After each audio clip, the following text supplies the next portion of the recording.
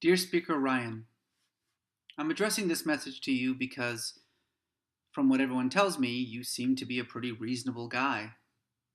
You're smart, you're educated, you clearly love America, you're a faithful person. I'm old enough now that I pretty much only judge people based on their relationship with their kids, and you seem to have a beautiful relationship with your kids. You have a wonderful family. And so I feel like I can maybe reason with you.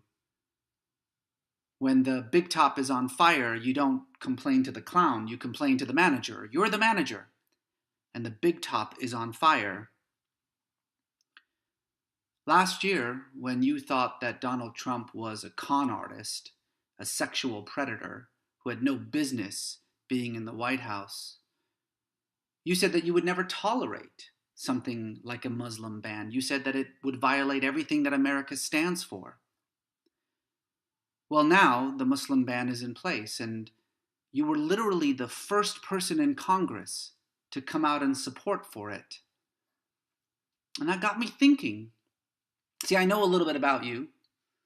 I know that your great-great-grandfather, Jack Ryan, and your great-great-grandmother, Catherine Shea, came to the United States from Ireland trying to escape the Irish famine. They had been living through it for 6 long years. They came to America to avoid starvation and death. And the country that they came to was profoundly anti-Irish and anti-Catholic. The Irish were called alcoholics, they were called illiterate and uneducated, filthy, dirty, untrustworthy. People said that you couldn't possibly have loyalty to both the Pope and the President. You couldn't have loyalty to both the Vatican and the United States. The Irish were so untrustworthy that an entire political party was formed in the United States, the Know-Nothings. They ran for Congress. They even ran for president, basically on a platform of anti-Catholic and specifically anti-Irish sentiment. Do you know what their slogan was? It was America First.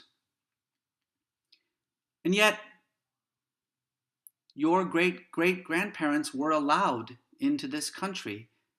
They faced bigotry, they faced xenophobia, but they had the Constitution on their side. The rights were protected. Their political rights, their religious rights. And a few generations later, out came you, the third most powerful man in America, the adult in the government.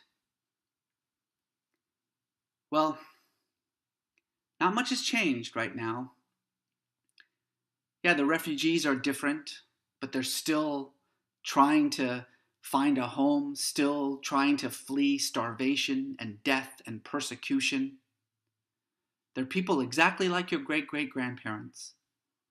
They're people like my parents and like me, who came here so that we could have a better life, so that we wouldn't be killed by our own government.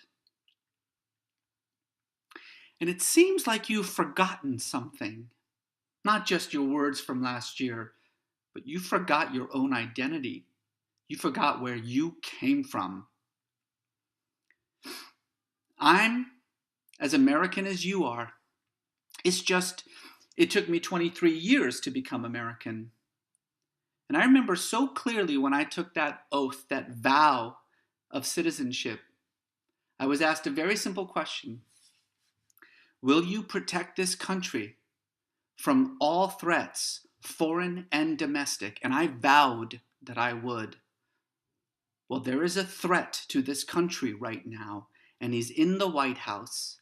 And I'm asking you, as a Christian, as an American, as a good man, what are you going to do about it?